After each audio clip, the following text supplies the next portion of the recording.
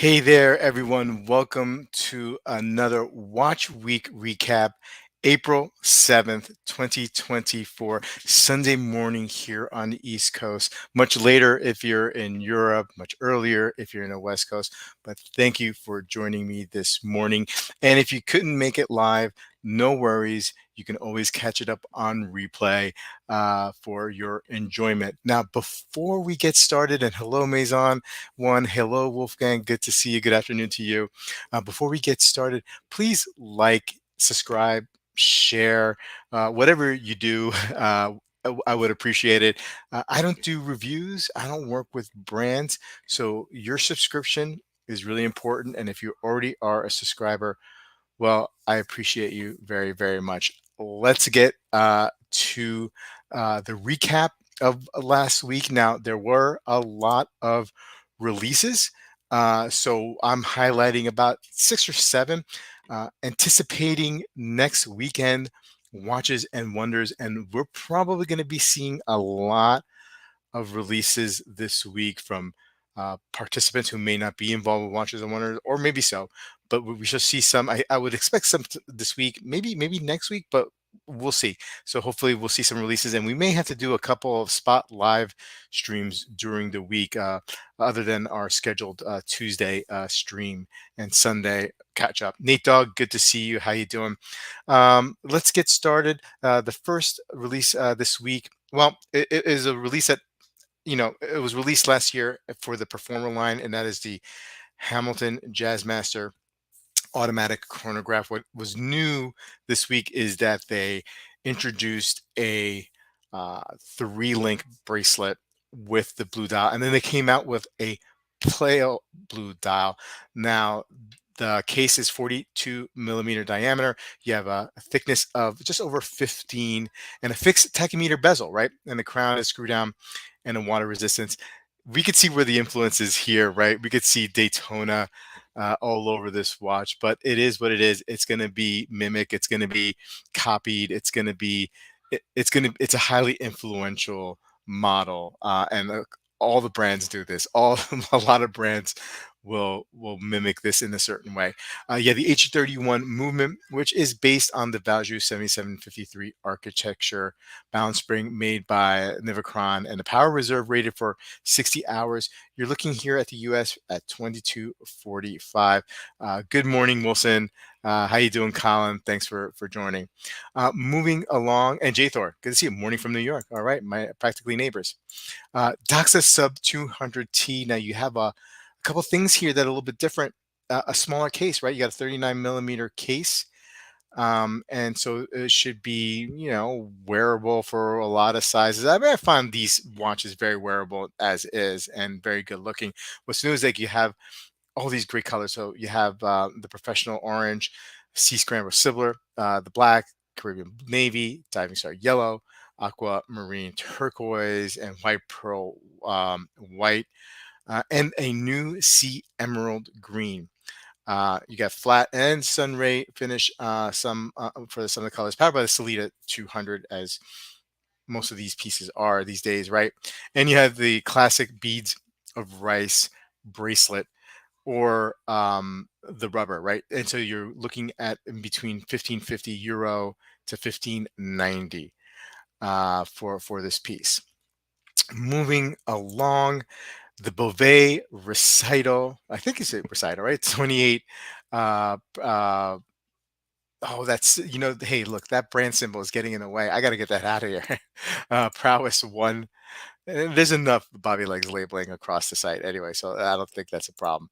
Now, this is an exquisite piece, right? I mean, of course, 650,000 Swiss euro, 8 pieces. It's going to be limited, but you got so much going on here.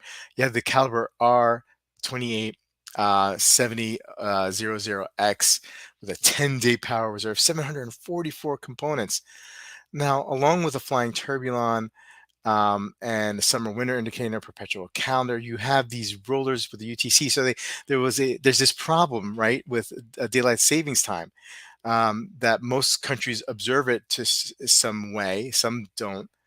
And some countries start their daylight saving times. I know here in the US, we started 2 weeks before it is in Europe.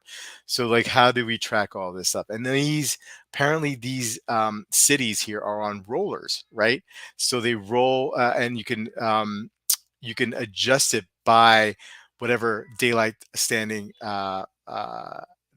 time standard, right? And so you can account for the differences, like for the US and, let's say, our friend Wolfie in Austria, where we jumped ahead 2 weeks ago, and he just jumped ahead this past week, right? So you can account for all that. So it's very, very interesting, amazing watch. This is upper stratosphere. That case back is just amazing. Beauvais, really underrated. We don't really talk about Beauvais, probably because a lot of it is its price point, and it's a very, very classical design with their watches. So it doesn't really fit everybody's taste, but just exquisite timepieces. Thomas, how you doing? Good to see you. Next is, hey, did you get your email? Did you get your email this week? The Mad One Love edition, a collaboration with Jean Charles de Castleback Payak.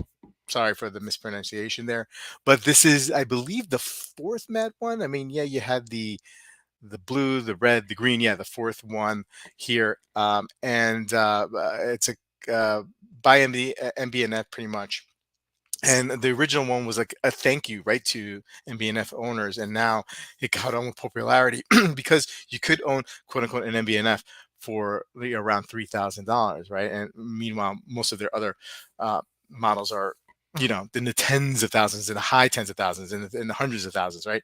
So this is your chance to own one, and so they've done a lot like a lottery system, right? And you could put in your name. And look, I've known people who put their name in and got a watch and were able to purchase the watch. So it is possible if you're interested. These are fun. These are fun. Oh, Kevin saying this is the fifth. There was an only watch edition. Okay, thank you for correction. And Kevin, good to see you.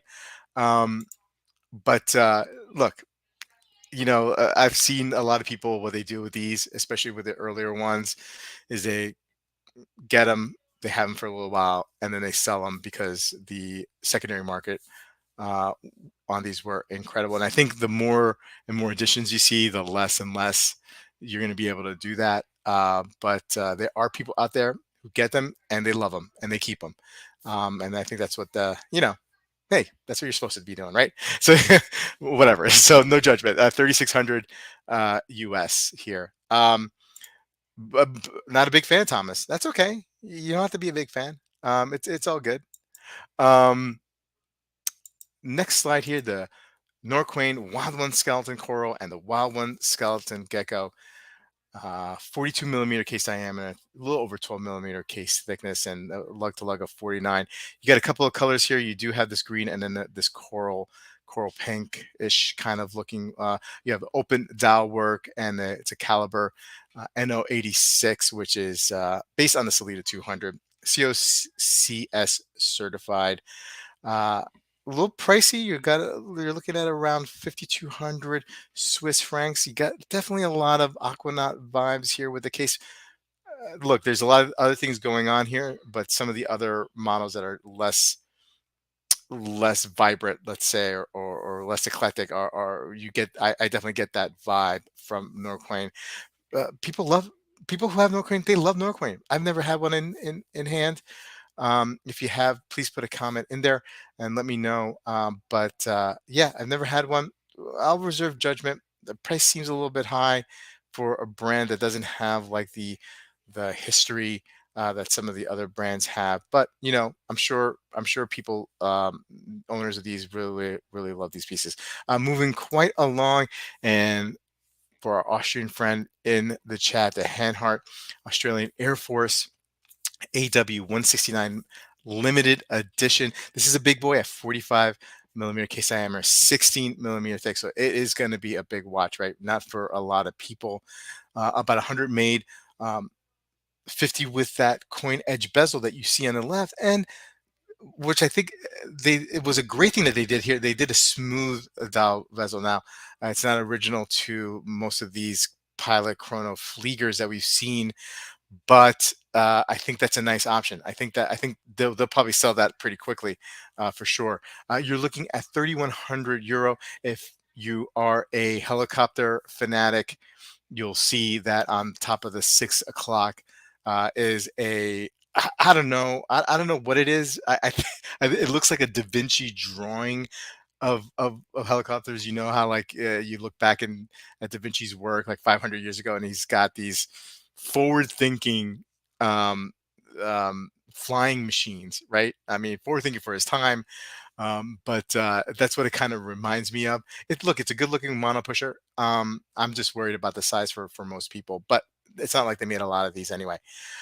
Moving further along, and H Moser Pioneer, they came out with a new color, the citrus green. So nothing new necessarily spec wise going on here, but you have this green fume with sunburst pattern. And I have to say, and hey Chaz, good to see you on the chat. Um, Man, this my first reaction was like, oh, it kind of reminds me of the Oris Kermit, and and uh, and so I know it's a different stratosphere of timepiece here. I get it. Um, I like green usually. I just don't know if I like this very, very light greenish look.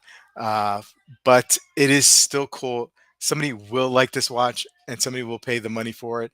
You have 14,500 Swiss francs. Moser is killing it. It's been killing it for the last couple of years. Excuse me.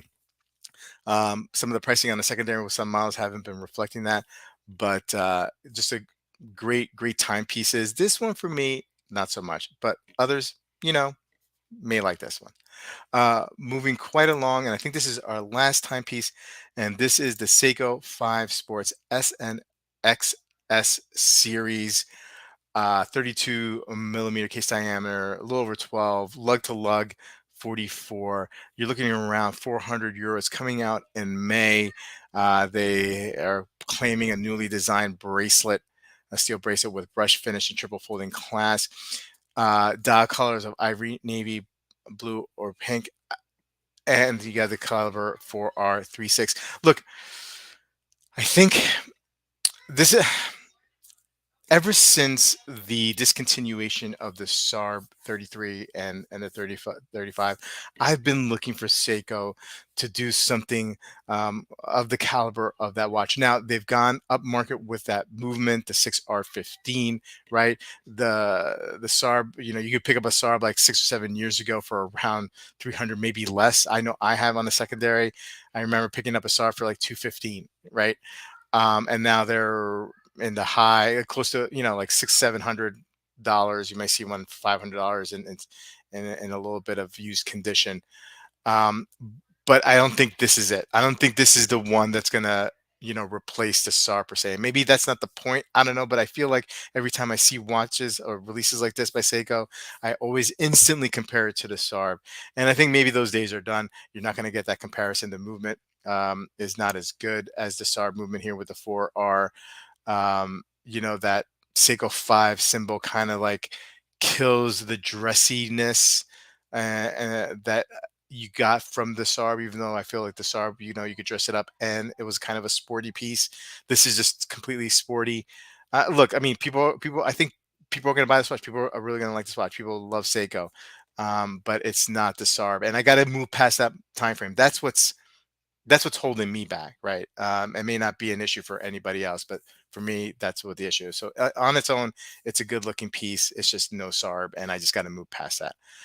Um, Moving on, and I think that was the last slide. Hey, listen, guys, thank you for joining me on this Sunday morning with a watch recap, recap. Now, if you have any questions or if you have any suggestions, please feel free to send me a message on Instagram. My handle is right there.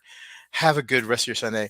See you guys tonight on Watch Soup with Watchdog Clayton, Watchdog Podcast Clayton, and have a great week. Talk to you later.